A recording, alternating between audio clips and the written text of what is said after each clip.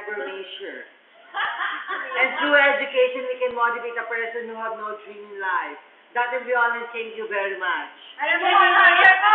Alam mo kung answer ko?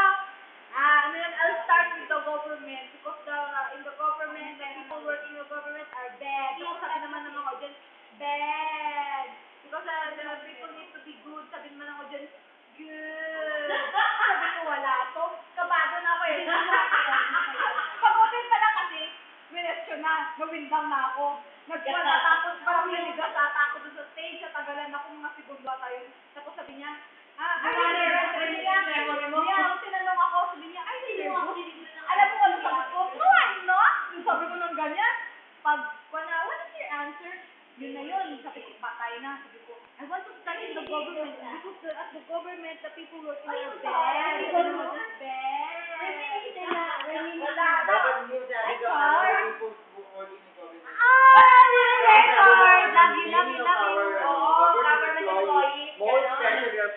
Many of the politicians in our government are corrupt. Hindi doon pa lang, basag na ako. Kasi ang layo. Ang layo sa answer ko. Ang question you can look forward to that. Hindi, kasi mali yung answer ko. Ang layo sa question. Kasi yung question ko, ano strategy mo promote ko para makakuha din yung Philippines. Ay, talaga nakatayo ng telephone. If you are giving a chance to become our first ever Miss Samson College, what will be your project that you're going to promote and why? Scholarship. Okay. Ang answer ko ng papa ko, sabi niya, the President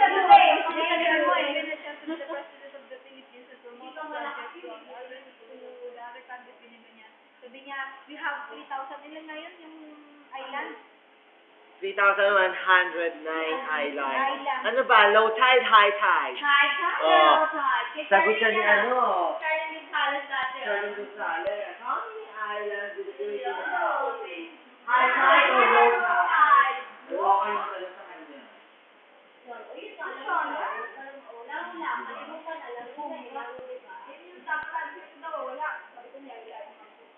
Kalimutan na, laro lang yun. Laro lang, kalimutan na. Kalimutan na, laro na yun.